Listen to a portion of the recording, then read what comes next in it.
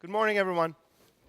My name is Ashkan. I'm a 32-year-old guy from Stockholm, working with a bunch of different things involving digitalization and tech.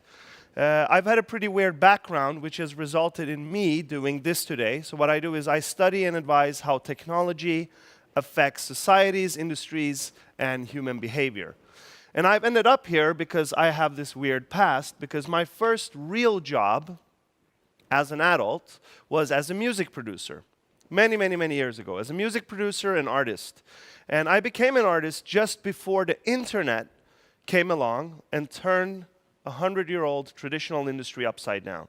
So I had a front row seat watching this industry be turned upside down, seemingly overnight because of the internet. So ever since then, I've been obsessed with how technology and the internet is transforming our businesses and our societies and ourselves as humans. But then I got bored with music because I'm a tech nerd, really. I love innovation and technology, so I started studying and I ended up getting a PhD in chemical catalysis. And I wanted to save the world with academia, but then I realized that academia will probably not be the place for saving the world because they're so slow and old-fashioned there. So I escaped academia as soon as I realized this, and I ended up in the Stockholm startup scene. So I've been working with a bunch of different startups, whereas Soundtrap is one of them. Today, I mostly work with Hyper Island. It's a school that was founded in Sweden 20 years ago. Today, it's spread all over the world, where we educate the future digital entrepreneurs of the world. And I'm currently in the process of starting my own investment company called Oddball Ventures, and I want to invest in really weird ideas that regular investors get nightmares from. So I'm not going to be a competitor to Adactum. I think we're fine. And then I also do a bunch of speaking on technology and innovation, so that's why I'm here today. But enough about me. Let's talk about this word, digitalization, or digital transformation, or whatever we want to call it, because every company today has some kind of digital journey or transformation project going on.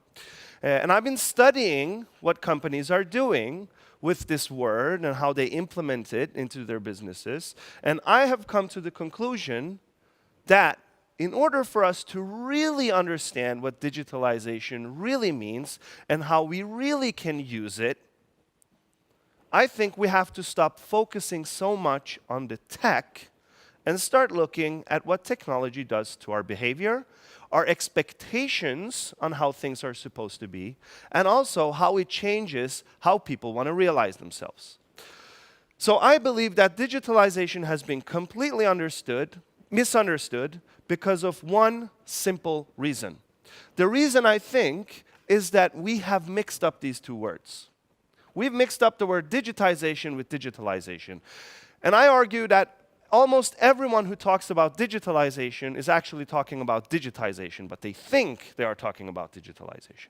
Now, these words are, of course, related, but there's a subtle difference. So digitization, you take something analog like vinyl and you turn it into Spotify, then you have digitized music. That's a technical issue. That's something the IT department does. But digitalization, according to me, is when you're not only focusing on the tech, but also incorporating into your worldview and your business strategy how tech affects our behaviors and our expectations. And I think if we start looking at the world like this, if we start separating these two words, we as companies will avoid ending up in what I call the technology trap.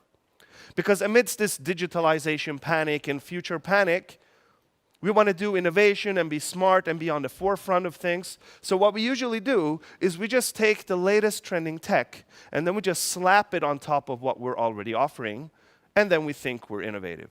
So it's this technology trap that, for example, brought us the connected stove. It's the same old boring, ugly stove, but now it comes with a touchscreen, Android, and apps. Because touchscreens, Android, and apps were pretty hip a couple of years ago. Or how about the smart refrigerator? Same old boring, ugly fridge, but now with a touchscreen, Android, and apps. And why you would need Evernote on your fridge door, I still haven't figured out. Or a button up in the right corner for ordering mayonnaise to your doorstep. I'm not making this up, but this is not innovation, in my opinion. Or how about the smart toothbrush? The same old boring electric toothbrush, but now it comes with a camera in the toothbrush head, so you can get a video recording of what your toothbrush has been to when it's been in your mouth. So when I see these things, I'm thinking, wait a minute, this is a race towards stupidity. This is not innovation, this is a race towards stupidity. So when I see these things, I think, no, we have to take a couple of steps back. We have to ask ourselves this classic dilemma, which came first, the chicken or the egg? But then we remix the dilemma so it fits our modern time instead. And then, of course, the dilemma becomes, which came first, human needs or technology? And this, the intersection between human needs and technology, that's exactly where I want to be. Because in the long run, I think this is how you can actually see innovation and invest in innovation and work with innovation. So this is the intersection I'm going to be in for the next 15 minutes of my talk, to talk about what's happening in the world and talk about digitalization. So we're going to talk a lot about human behavior, but we're also, of course, going to talk about tech as well. But before we go on, we have to define these two things. I think we all can agree what technology is, but let me at least define what I believe is the human need or human needs. So when most people think about human needs, we think about food, warmth, shelter, love, and stuff like that. I don't think that's true. I think that's what we see on the surface. But deep down, all us human beings have just one single human need. All human beings have this single human need, regardless of culture, religion, where we're born, and so on. And this need, that I'm going to reveal in a couple of seconds, stems from a pretty awkward fact. The fact that what we humans really are, we are a bunch of talking monkeys running around on a rock in space. And this is a pretty strange situation when we start to think about it. Because none of us asked to be in this situation. I didn't sign a contract before I was born to agree that I want to be born. I just ended up here, and this is the situation I'm in. But what's fascinating is that we're not like regular monkeys, right? We're sentient, and most importantly, we know that we are going to die. We are the only species on this planet, to the best of our knowledge, that knows for a fact that we will eventually die one day. And being biological organisms who don't want to die, we're programmed to not die, but knowing that we actually are going to die, regardless of what we're going to do, is going to cause us a lot of problems. And I believe it's this knowledge of our death that creates creativity. Creativity is the result of us knowing that we're going to die. But the brain doesn't want to die, so the brain has figured out a genius way to solve the problem of death. So the brain has solved the problem of death by telling us, this voice we have inside ourselves, the brain tells us to create these immortality projects, these tiny little meaningless immortality projects, and then we can become heroes in these tiny little projects that we create, and thus we end up under the illusion that we will never die. That's why we have political activism. This is a person that has created the immortality project of saving the world. So this person has joined Greenpeace, and now this person can become a hero in this little story that he has created for himself, and thus he feels that he's going to live forever because he's going to leave something behind when he dies. That's why we dress up in these funny clothes. I'm wearing clothes that somebody told shows how serious I am. I'm wearing these clothes because I know what's going on. I have everything figured out. And I'm not making fun of suits because a lot of people in here are wearing suits. This is the same thing. I'm wearing these to tell people, look, I don't care about suits because I have figured things out. So I'm equally as much a victim. I'm not saying I'm better or you're better or so on. But this is why we do this. In fact, we have denied the fact that we are talking monkeys running around on a rock in space. We have denied it so hard that we even create movies about monkeys running around on a rock in space, and we pretend this is weird for some reason. We pretend this is exotic or absurd. But that's also why this story works. This is why this superhero works. This is why every good book, every good movie, every good story has a superhero, because this is a direct reflection of who we really want to be, because the superhero has cheated death. And that's why marketing like this works. This is why marketing for real estate in Sweden looks like this, because a superhero like me deserves no less than this. So of course it makes sense to end up in debt for 6 million SEK and live in this place. That makes perfect sense because a hero like me has to live like this. And that's why games like these work so well as well. This is why people get addicted to these games.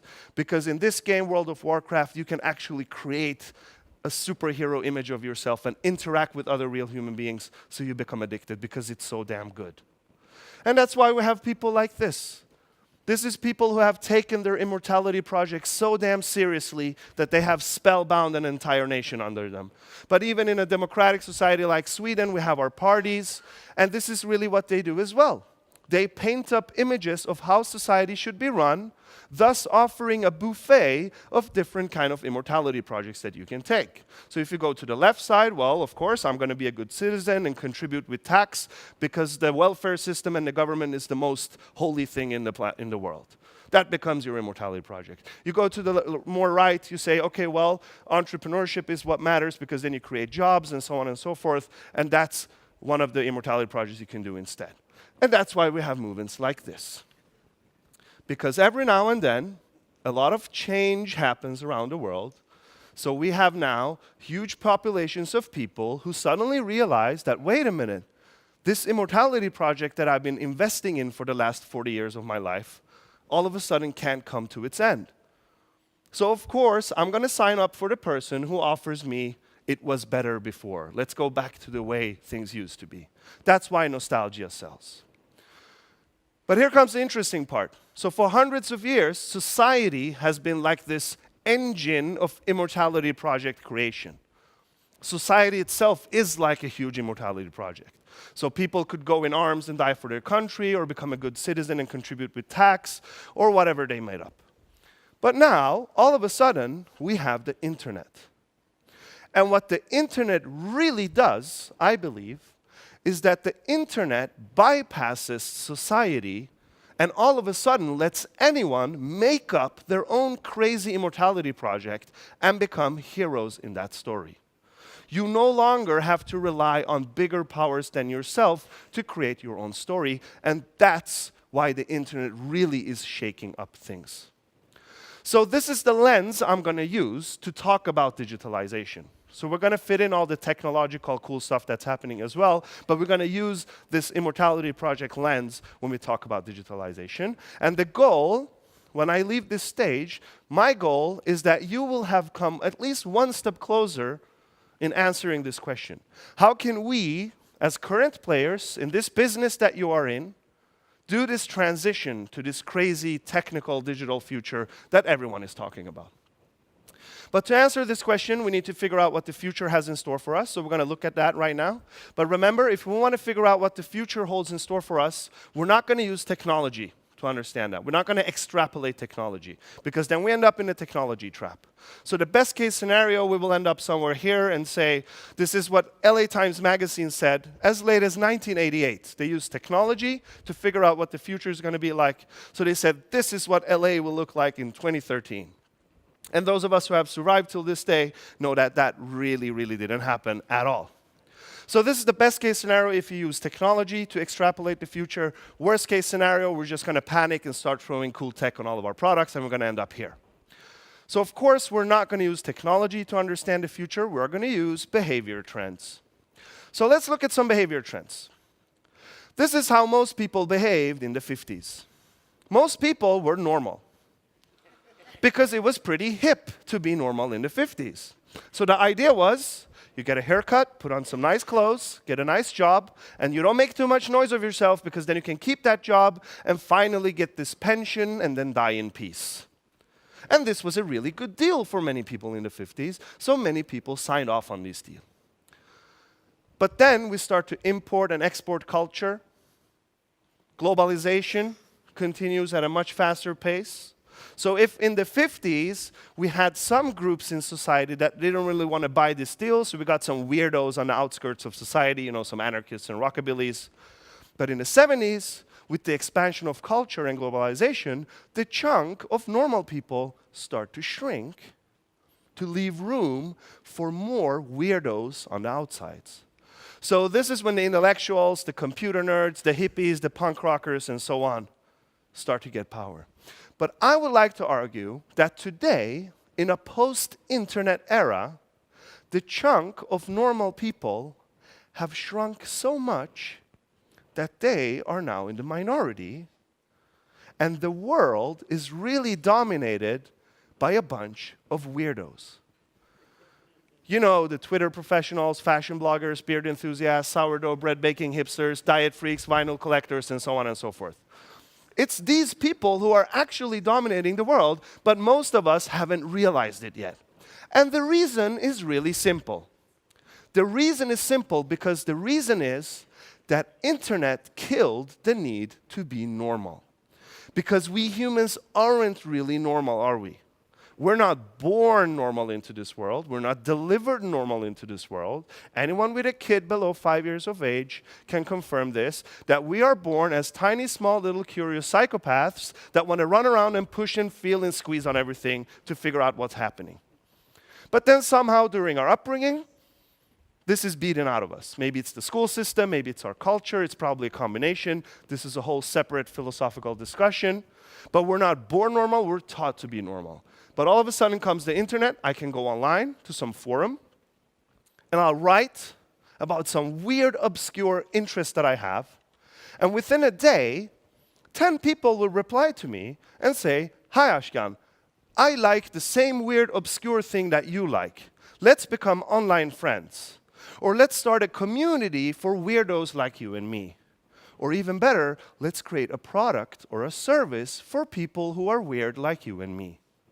Now, there are thousands of examples on this. I'm going to show you just a couple of short, quick ones. The first example is a 40-second long video clip, and I kindly ask you to bear with me and this person that you're going to see for 40 seconds. Then afterwards, we're going to analyze why this really matters.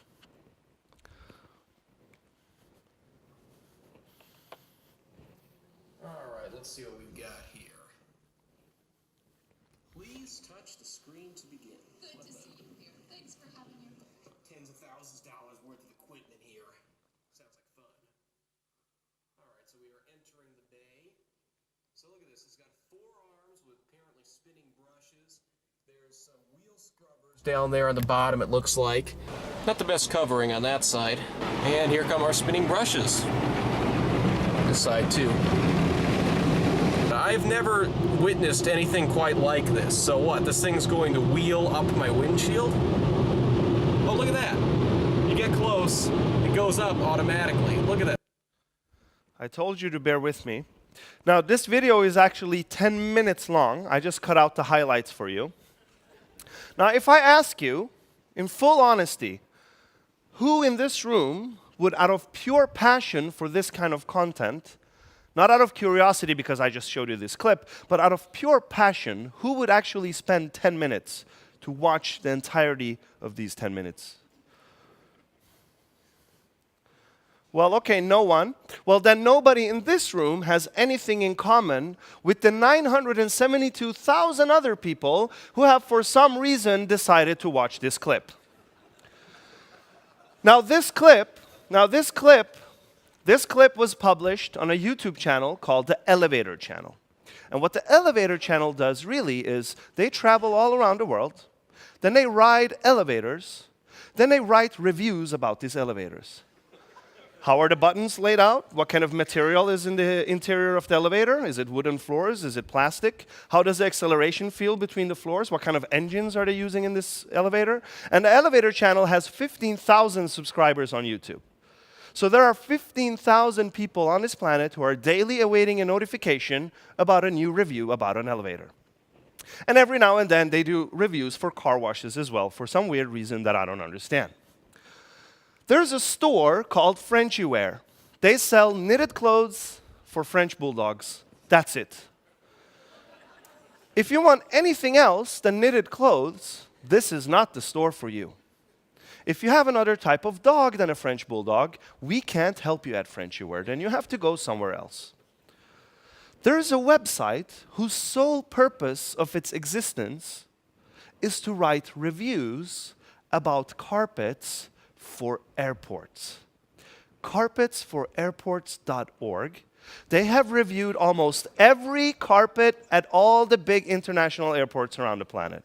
And this is a huge community. Just the carpet at Portland International Airport, just that carpet alone has 14,000 fans on Facebook. And these people love this carpet. They have centered their entire lives around this carpet. For some reason I don't understand.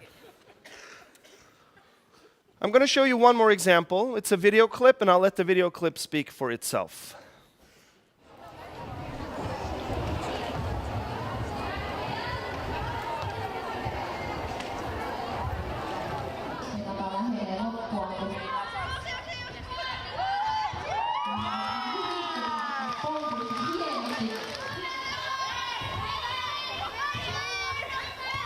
Seuraavaksi ratsastaa hulla hevosellaan K-Pimella. Valmistautuu.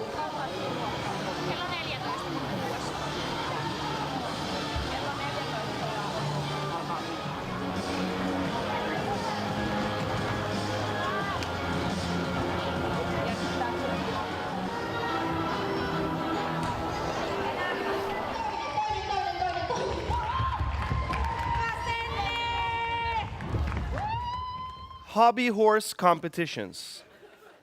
Now, this might seem like a weird, obscure idea to most of us. And this idea was conceived by three fantastic weirdos, Elsa, Alicia, and Miriam in Finland. Just 2 years ago, they conceived this idea. Now it has spread all over to Canada, and they're holding competitions that attract up to 2,000 spectators. And Sweden isn't immune to these movements either, because now the official championships for hobby horsing is coming to Sweden as well. And the official channel for hobby horsing in Sweden is the Instagram account Käpphäst, which means hobby horse, and they are closing in on 13,000 followers. And what I love the most about this is that now one of the biggest insurance companies of this country has joined as the official sponsor of hobby horsing, which is amazing. Now again, we might not understand them. We might not understand them. And I don't think the hobby horse people understand why people would write reviews about carpets for airports either. And I don't think the carpet review people understand why you would ever review an elevator, because that's really weird. Carpets are okay. I don't think these people understand each other, and that's fine. In fact, that's completely irrelevant. What's relevant is that we people aren't really normal. And now all of a sudden, we have this machine called the internet, which connects basically every human brain on this planet. And all of a sudden, we can create magic out of our non-normalness. Now, of course, these examples are the extreme cases. They are fun. They truly illustrate how weird we humans can be. But let's take a couple of steps back and be serious for another minute. So this is what the economy looked like before the internet. Most companies wanted to be on the left-hand side of this curve, where the idea was that you have a couple of products and you want to sell them at an as large volume as possible, because that was the only way to make money before the internet. And all the weird, obscure products in this yellow tail would eventually die. And this is what created the concept of the hit. The hit song, the hit movie, the hit book, the hit jeans, the hit ketchup, the hit what have you. But now, in a post-internet era, if you group all the weird niche alternatives within a category of products, more and more, they together generate more revenue than the corresponding hit. So the internet comes along, kills the need to be normal, and thereby destroys a concept which industrialism built for the last 200 years, the concept of mainstream. The mainstream book, the mainstream movie, the shipping company for all people, the recycling company for all people, the whatever company for everyone. One size fits everyone. Internet is starting to shatter that, and out of it, it comes instead millions of niches. Niched ideas, niche products, niche hobbies, niche political ideologies, niche religions, niche services, niched everything. And around each niche, you will always find one or several leaders, like Elsa, Alicia, and Miriam. And then under the leaders, you are going to find all the followers who are equally as passionate about this idea that they are going to spend their own time and money to help this niche grow and become bigger. And if you look at this from an anthropological perspective, you can conclude that what the internet really has created is a global digital tribal society. Because we humans are a tribal species. Our brains, the hardware we still have in our head, it evolved up until maybe 200,000 years ago. where we lived in some part of the forest with 100, 150 people, and the whole meaning of life was that our tribe would survive. Then we invented tools, agriculture, we started moving into cities, and the need to gather in tribes started to evaporate. But this need has been latently in us. And now with the internet, it's been awakened again. But the difference now is that I'm not limited to one tribe in one geographical position, and my tribal membership has nothing to do with my physical well-being. It has nothing to do with physical survival. Now I can be part of as many tribes as I want, regardless of where in the world these people are, and it's not about my physical survival, it's about the survival of my identity, or the survival of my immortality project. Now, I'm not talking about this because I've read it in a book or it's an academic theory, and I'm not talking about this because it's even new. In fact, it's not new at all. The first person who coined the term digital tribe was Seth Godin, when he wrote the book Tribes in 2008 and described how the internet and this tribal society is going to turn everything that has to do with businesses and marketing upside down. But this happened much earlier. This happened almost 20 years ago, because that's when I discovered it for the first time.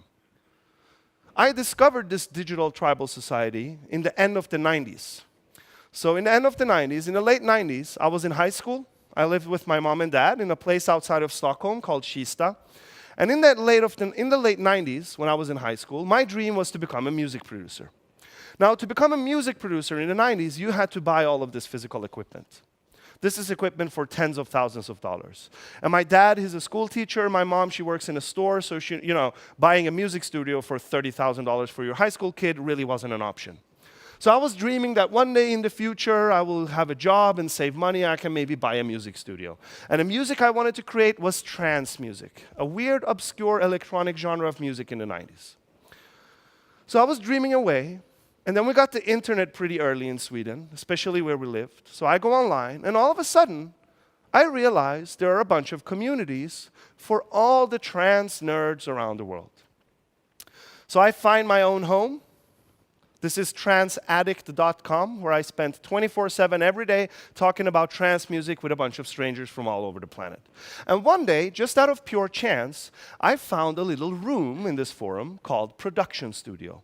And I thought, oh, this is probably where all the rich people hang out who can afford music studios. So I wanted to go in and listen what they're talking about so I could at least fantasize about how it is owning a studio. So I go into this production studio room, I start listening to what people are talking about, and I realize, wait a minute, almost nobody in this room owns a music studio. What they have discovered instead is a computer program called Reason. A computer program called Reason, created by a Swedish company called Propellerhead. They still exist today. And what Propellerhead did, they said, now you can take your physical studio, throw it out the window, because we at Propellerhead here in Stockholm have digitized it. So all you need is just a regular home PC and our computer program for $200, and you have a fully fledged music studio experience.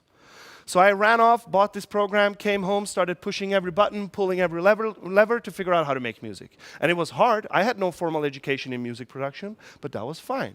I just went to my tribe, I told them what my problem was, and hundreds of strangers from all over the world would put down their own time and money to help me figure out how to use this program. And as a thank you, of course, I went back and helped all the other beginners.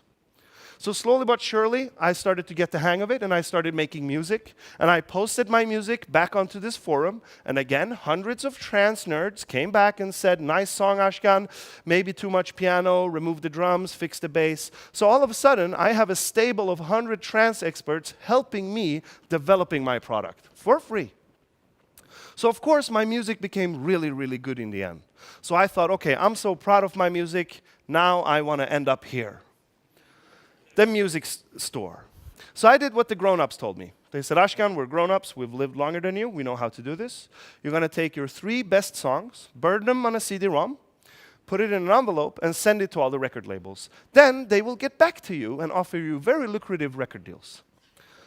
So I sent my music on CD, in envelopes, to over 30 record labels. I got a response from one via email, and they said, Ashkan, your music sucks. Stop doing this. And they ended the email with, this is not for you. Tough news for a 17-year-old at this stage. And I realized, okay, I can't get past these gatekeepers, the big companies that have the power to decide who can and cannot be in the record store shelves. But again, the internet and my tribe comes to my rescue. Because this is exactly when Napster was released. So all of a sudden, there's a computer program for free that anyone on the planet can use to upload and download music to anyone in the world. So there I'm sitting, uploading, downloading music to a bunch of strangers, and then it occurs to me that, wait a minute, I'm a music distributor now. I'm doing the job of the music industry. I'm distributing the products that they are trying to sell on the market. Obviously, they couldn't make any money on it, plus it was illegal, but we didn't give a shit back then.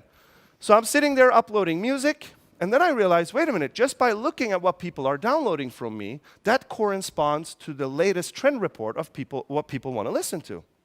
So I got an idea. I thought, okay, so I'm distributing music, and I know what people want. I know what people want to listen to right now. So I know what they're going to download from my computer. I know exactly which folders they're going to look for. So what happens if I take some of the most famous albums from the most famous artists that I know people will download from my computer? I take those albums, and then I squeeze in 2 of my own tracks into those folders. And then I Photoshop the album cover so it looks like I'm supposed to be on this CD so nobody gets suspicious. So some poor sucker comes to download the latest DJ Tiesto album and they get 2 Ashkan songs while they're at it. And then poor sucker number 2 comes and downloads this infected copy from poor sucker number 1, and all of a sudden when I search for myself on Napster a couple of months later, I'm all over the place. And by now, people had started asking questions, because the real fans, they went and bought the physical copy in the store to support the artist. Then they came home, compared to the Napster version, and went, wait a minute, this CD is broken. There's supposed to be 2 Ashkan songs on this CD.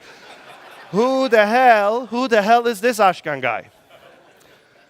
But they weren't mad. They hadn't paid for this anyway. In fact, they happened to love the music, even though I probably had the cheesiest song titles in all of history: Digital Dreams and Waves of Love. Horrible. And as if that wasn't enough, I had an even cheesier artist name, which was DJ Mysterium.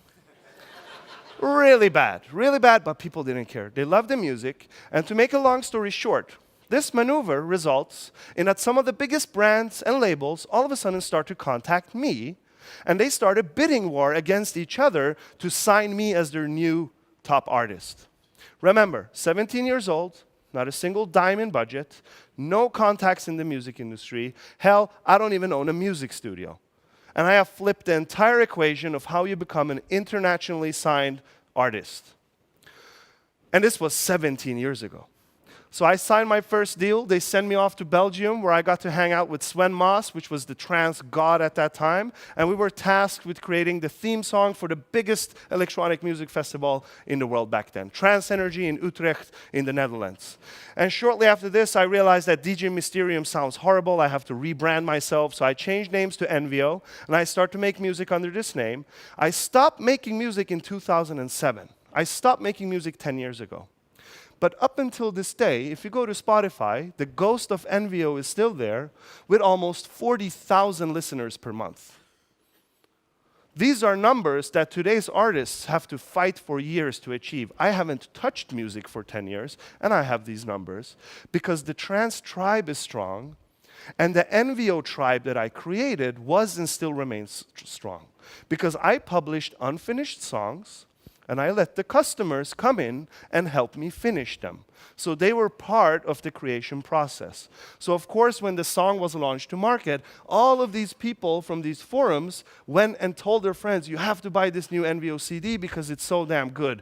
By the way, I was part of the production for a little part there. So they could brag about themselves. All of this within 3 years. I buy the computer program Reason, I sign my first record deal. No formal education. But this was, of course, possible to do in 3 years because this was not the work of an individual. This was not the individual Ashkan Fardost who achieved this. This was the work of a complex network of networks of networks of networks, all driven by passion. Of course, all the trance music fans that gave me feedback on my songs and talked about my songs to their friends. All the hobby producers where we sat and helped each other learn this program. Even the professional producers who discovered us and thought it was cool with these kids making music on their computers. So they jumped in and started helping us too. Of course, the computer nerds and programmers, they happen to like trance for some reason, so they contributed in spreading the music. And of course, the whole piracy community. And this is barely a little nano dent in the history of what the internet and this digital tribal society has and is creating in our world. I'm just telling you this story to show you that this world has been existing for the last 20 years, and it's been growing in size, and more importantly, it's been growing in potential and what it can do. For example, in 2005, 2 Italian design students released the product Arduino. It's a tiny handheld computer. It costs like $30 at Shell & Company or Radio Shack or similar. And it's lightweight. But what's special about the Arduino is that anyone with no prior skills in programming or electronics can actually build a prototype of an idea that they have. No prior skills required. So people who discovered the Arduino realized how empowered they became. Wow, me, who know nothing about programming or electronics, can I really build stuff for the real world? So people became passionate. All of a sudden, we have a bunch of tribes around the internet with people helping each other figuring this thing out. So the Arduino brought us, for example, this. This is a Twitter account for people in Chile. And this Twitter account will send you a tweet right before there's going to be an earthquake. So you have time to get protection and prepare yourself. Created by whom? A 14-year-old kid named Sebastian Allegria who were tired of earthquakes, so he bought an Arduino, connected it to an earthquake detector, hooked it up to Twitter, and thereby he solved a problem that the Chilean government had spent millions of dollars to try to solve.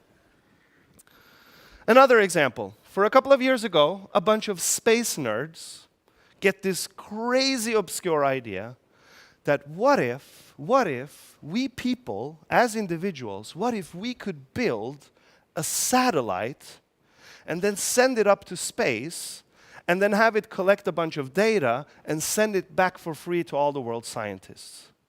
Crazy obscure idea a couple of years ago. But these space nerds, they start to talk about it online. Some hobby scientists hear about this, they jump in, start sharing their ideas. Some programmers jump in and suggest, wait, we could use Arduino, it's cheap, lightweight, fits perfectly for a computer system for a satellite. The professional scientists hear about this now, so they jump in and realize, oh my God, these kids are onto something, we should help them, this might not be impossible after all.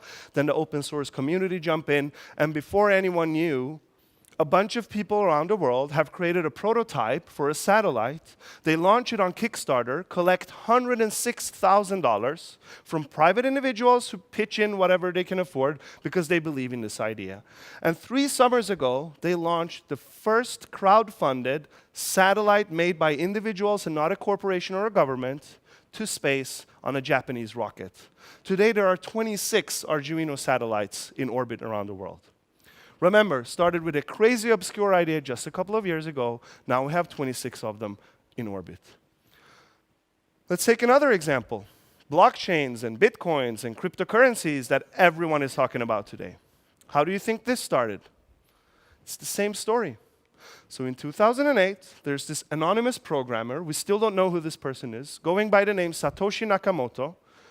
He or she publishes this 8-page long document that describes this absolutely surreal concept of the Bitcoin, a digital currency that's decentralized, so no bank or government is needed, and the algorithm will take care of the currency itself, so no person can neither hack the system nor corrupt it or manipulate it in any way whatsoever. Weird, crazy concept in 2008. So an 8-page long PDF document is published in some weird cryptography forum. They start to discuss it. Some programmers jump in, start to share ideas how we can program the software for this. Mathematicians jump in to share ideas about the algorithms.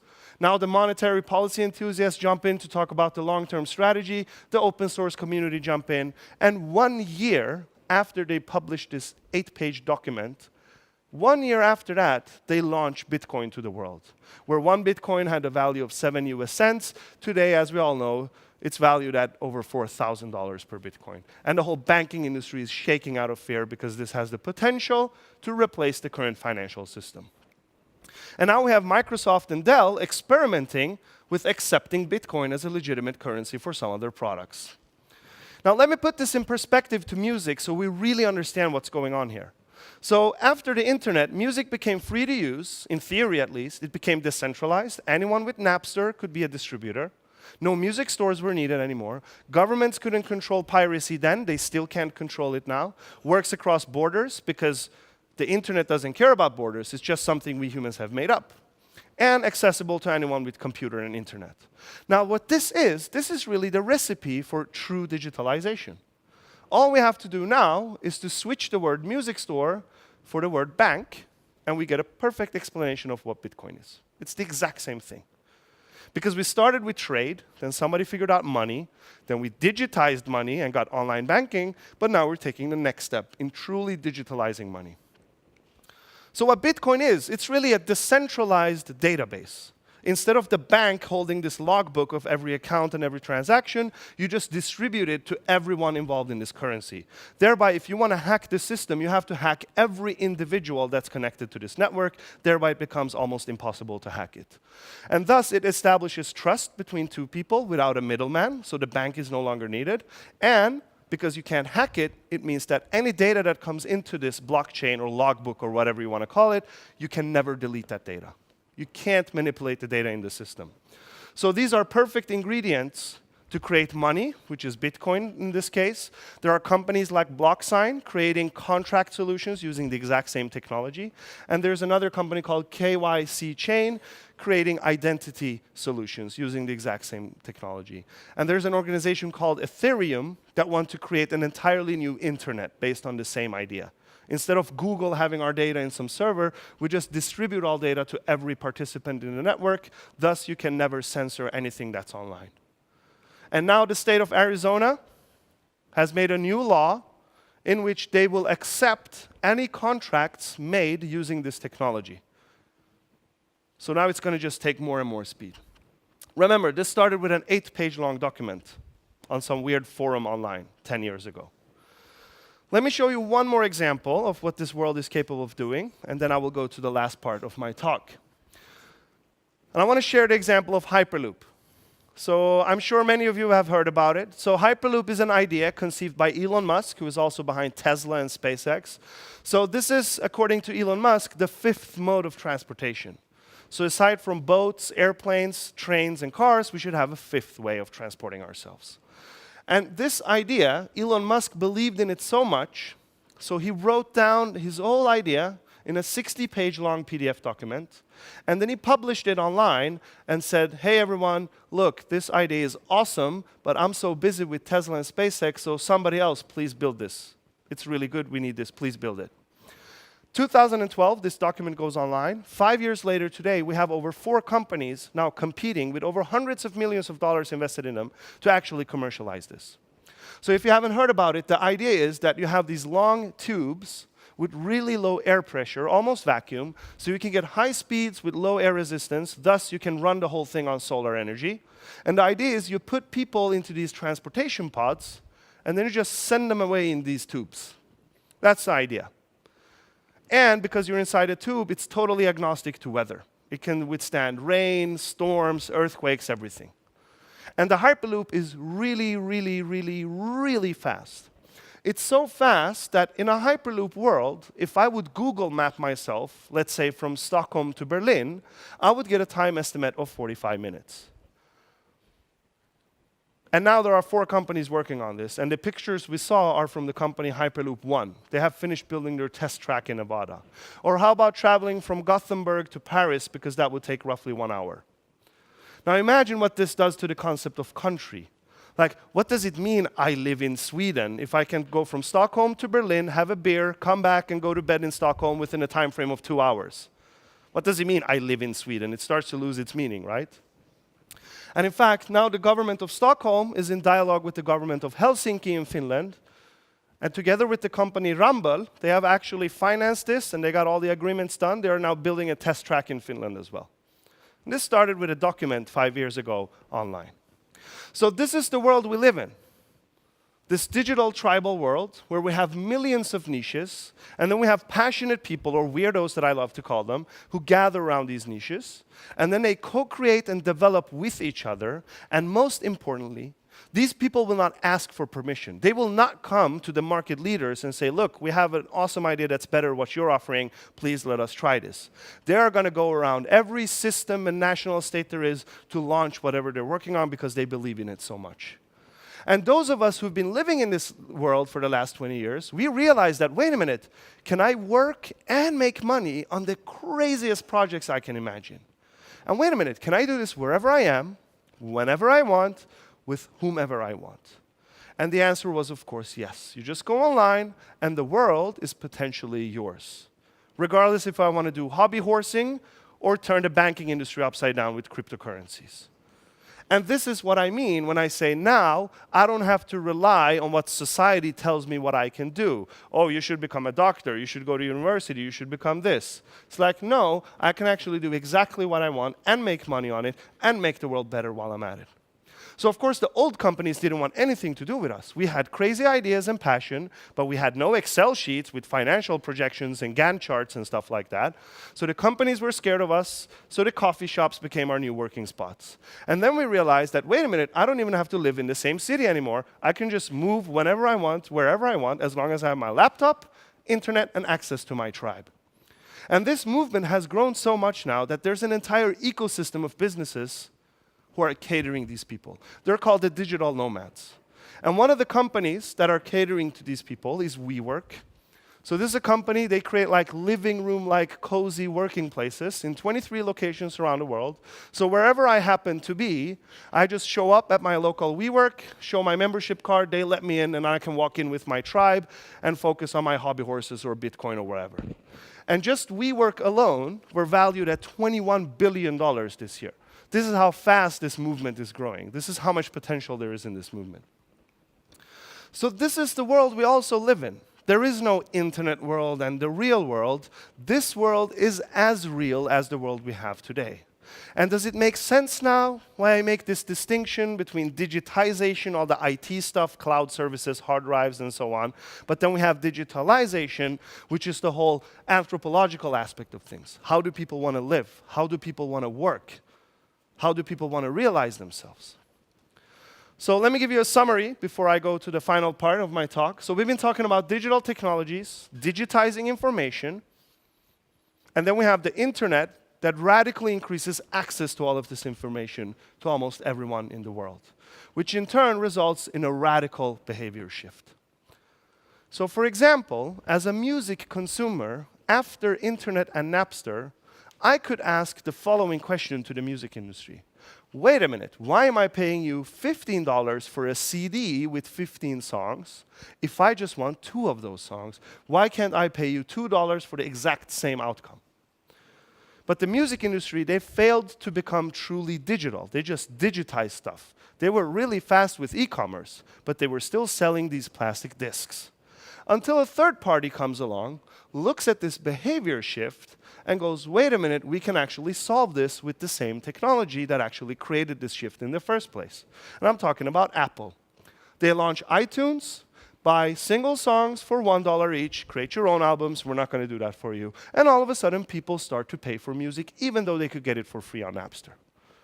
And this question, this is really a template. You can remove what's specific for music and put in what's specific for you and your business that you're working with, and you would get a corresponding question that gives you a hint of where the behavior shifts are going in your world. For example, why should I pay an energy company when I can produce my own? This is a legitimate question we as energy consumers can ask the energy industry. I'm thinking, for example, about Tesla, because aside from their electric cars, they now launched their roof material. So now you can buy a roof from Tesla, and this roof is cheaper than regular housing roofs. It lasts longer than regular housing roofs, plus it has solar panels hidden in them. So you can actually produce all your energy needs for your home and your car in many locations around the world today. And thus, this question becomes legitimate to ask the energy company. I'm looking forward to say up my deal, to cancel my deal with my energy company. Or why should I pay a Swedish phone provider for data plans and so on, if I, in theory, could have access to one Wi-Fi that works all around the world? In this case, I'm thinking about SpaceX, Elon Musk's other company. They have the shy goal of colonizing Mars with 1 million people in 2040. That's their goal. But then they realized that it's going to be hard to convince people to move to Mars if they can't surf the internet when they live there. So they have an idea on how to solve this, and they're going to do it here on Earth first. So in 2019, they have all the money ready. They have all the agreements with space authorities signed. In 2019, so in 2 years from now, they are going to launch 4,425 satellites to carpet the entire planet of Earth with these satellites, and thus creating one single Wi-Fi that works all over the planet. And it's going to be 10 times faster than 4G. So I will be happy to cancel my deal with Tele2 or whatever company you're using if I can have one single Wi-Fi that works everywhere and no stupid roaming charges and so on. Or why should I own a car if I can subscribe to a driverless one instead? Again, I'm mentioning Tesla. I don't work for Tesla. They don't pay me anything to say these things. I'm just using them as examples because they are so much on the forefront of everything, and they have real products on the market. So Tesla published this clip a couple of months ago and did a PR press release saying that every car we ship from now on will have all the hardware and software necessary to be completely self-driving. So this human is not doing anything there. It's just sitting there for legal reasons. The car is going from point A to point B with no human intervention, and it parks itself at the end as well. And today, these cars are on our streets as we speak. So thus, why would I own a car that's going to stand parked for 90% of its lifetime if I can just push a button on my phone, a car picks me up and drops me off wherever I want to be? Last but not least, an example from perhaps the most regulated and lobbied industry around us, the pharmaceutical industry. Why should I pay for chemicals that may harm my body when I can use software instead? And in this case, I'm thinking about Elina Berglund. She's a nuclear physicist from Sweden. And one day she discovered that, wait a minute, I can use algorithms to calculate my fertility as a woman. All I need to feed this algorithm is my body temperature with 2 decimals of accuracy. So she starts a company, Natural Cycles, and she sells these thermometers. And you take your temperature every morning as a woman, feed it into the app, and it will calculate which 5 to 6 days during the month that you can actually get pregnant, and which 24 to 25 days of the month you will not absolutely at all get pregnant, thus creating a digital alternative to the contraceptive pill. And for years, she's been fighting with the medical agencies around the world to be able to call her company and her product a certified digital contraceptive. But of course, they've been pushing back, even though she has clinical studies that prove this is as safe and as secure and accurate as contraceptive pills. A couple of months ago, I don't know how they did it, but they finally got approved from the European Medical Agency to be the first certified contraception software. So now we have Elina Berglund and her 30 employees in Stockholm shaking a $19 billion industry, the contraceptive pill industry, using software and an app. Now what's awesome is that the future of your industry, regardless of what part of the Stena business you're in, is going to be dictated by the exact same behavior shifts. And I think the key is to be truly digital and not just digitizing stuff. Yes, virtual reality has its application, but it's not the golden whatever for your long-term business plan. So thinking truly digitally. I think the first step you can take is to take this question, remove what's specific for music, put in what's specific for you, then you get a corresponding question that gives you a hint. And I always take this into account because this will affect how these corresponding questions will look like. This will affect how the next generation thinks. They are going to think radically different than what we think, what life is about and how they want to work and live and realize themselves. And then I use this corresponding question as my key and guiding light. And again, I can't say this enough, the challenge is to be digital, truly, not just digitized. So we started here, right? How do we as current players do this transition to this crazy digital accelerating future? And I think the first important thing you can do up here as a mindset is to we should stop seeing ourselves as institutions that offer stuff for others and instead see ourselves as participants. Because this is how innovation is happening today in the new era, in the new generation of people growing up. So I think we have to become exactly like them. And before I leave you off, I actually have one tip. I'll give it to you free of charge of how you could actually try this out in a really cool way. So I was looking at Tetra Pak, who have recreated their entire facilities in 3D so that new employees can put on a VR headset and train using all these machines in this environment. So these are exact replicas of all of their hardware, to the single screws. Everything is replicated. So I was looking at this and saying, because I was working with them for a couple of months ago, and I said, okay, this is digitizing training, right? This is digitizing. But how can we digitalize this in its true sense? Then I started thinking about this. There's a game called Farming Simulator. Any players in this room? Okay, so this is a game. This is a real replica of everything that has to do with a farm. So you have to take care of your animals, plan their breeding and how much they eat and so on. You have to plan your crop. Every single detail from farming is replicated in this game. There are even Wikipedia lexicons which describe the different components of tractors in the game and how long they last, what they cost, horsepower, everything. And you can even buy a tractor steering panel so you can pretend you're driving the tractor for real. So if you're good at Farming Simulator, you can actually run a real farm. That's how well it's replicated. There's another game called the Train Simulator. Same concept. People sit for hours and drive real replicas of real-world trains. And of course, you can even buy a train cockpit panel for that as well, if you like. We can see the same for aviation. There are different softwares out there that have replicated a true flight simulation experience. So you can sit and fly real replicas of actual plane models. And they even use the same physical models that the softwares for pilot training programs use. So you have a full flight simulation experience on your computer. And then we have a huge community of Boeing and Airbus engineers who love these games, so they come and design the real parts from the real world and implement it in this game because it's an open environment. So you have all the Airbuses, all the Boeing planes designed by the real engineers for this game. And of course, I'm not talking about this because I heard people talk about it. I'm talking about this because I'm part of this nerdy culture myself. This is me landing a Boeing at Arlanda Airport from the cockpit. It's a pretty bad landing because I burned up the wheels, but everyone survived at least. So I'm fully confident I can actually make a plane land, at least using the autopilot.